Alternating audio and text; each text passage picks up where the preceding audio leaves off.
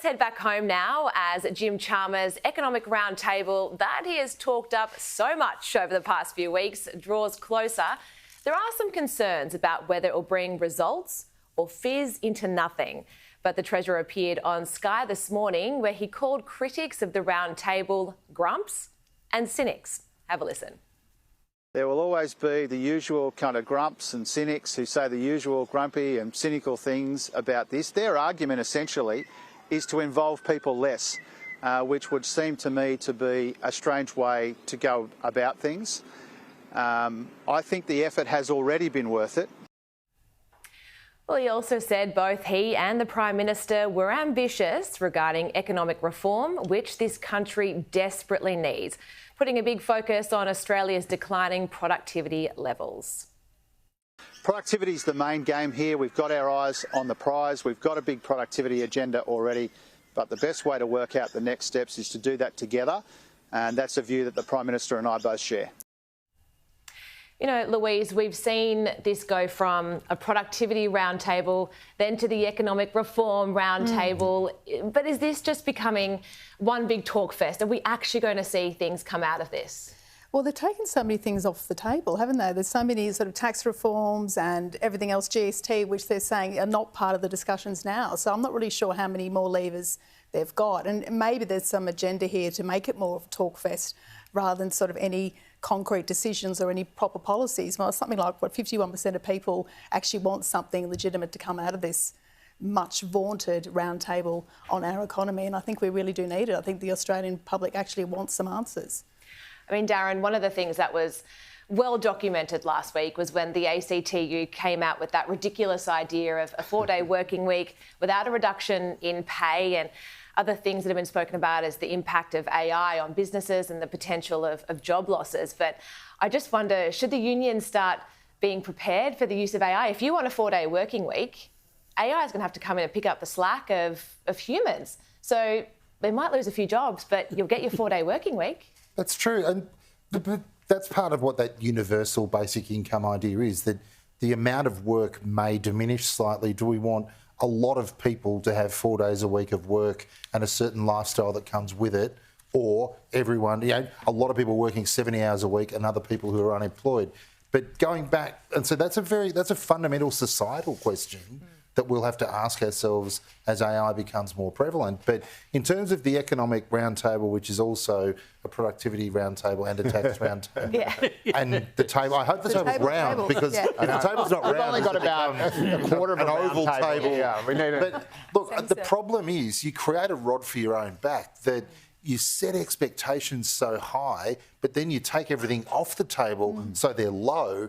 And in terms of just managing the message leading into it, I'm not sure whether they're trying to get big ideas out of this or no ideas out of it, and they don't seem to be getting it right in the balance of setting expectations.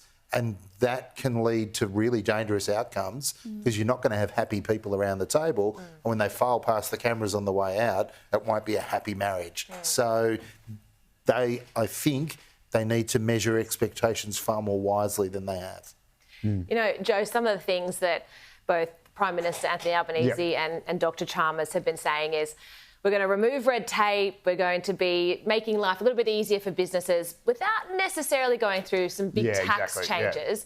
In my mind, I just really feel like we have such a great opportunity right now to do something really big and bold, and I just feel like Labor are going to miss the mark here and just go with some little easy, quick wins. There's a few. Firstly, I have to plug that the Daily Telegraph, we've done our own real roundtable where I was given the somewhat unenviable task of wrangling, half a dozen people who actually worked in all these really sort of at-risk or really important industries like housing, residential construction and stuff like that, and then get all the people on the ground and get them in a room together and say, okay, what needs to happen? So, and that's launching tomorrow. But the dynamics at play, there are a few things that are sort of going on. One is that Jim Chalmers has always sort of fancied himself as a bit of a big picture thinker, and you might remember that when he was just in short pants basically in the job, he wrote a big essay for the Monthly that said how he was going to reimagine capitalism or something like that, which made a lot of people, including myself, extremely nervous. I said,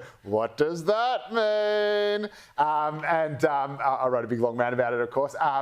And Albo, and Jim can sort of afford to do that because he's got his sort of right-wing credentials and everything. He did his PhD on Paul Keating and everything.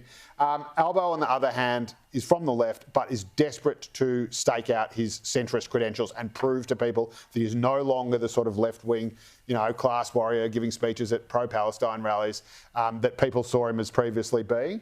And so he is, ironically, and you see this in politics an awful lot, people from the left being very, very cautious and being very, very scared of any reform because they think that they'll be cast as kind of radical revolutionary. So there is that going on. So what you've seen in the lead up is Chalmers say, oh, yeah, of course everything's on the table. Big picture guy, yeah, of course. That's why. Except the stuff that Treasury prepared. That's right. And then Albo comes in and says, absolutely not.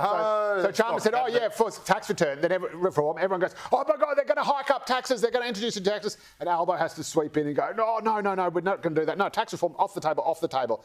And so that is kind of the dynamic between the two of them. But what I think Albo is very deliberately doing is something he does all the time, which is that he runs things up the flagpole. He doesn't say anything particularly committal, but just sort of puts it out there, sees which way the wind's blowing, and then he almost always comes down on the side that most people want him to. But that costs him a bit of political capital. So he often gets to political decisions, like he gets to the right decision, but it takes him a little bit longer. With a roundtable, you've got all care and no responsibility. So all these people can have all these ideas, run them all up the flagpole. And if people hate them, it's like, well, that was someone else's idea. That was the ACTU's idea, not mine. But if people love them, you can say, yes, we're going to do that because we're the government and we thought of it. And there's your roundtable. You're welcome, Australia.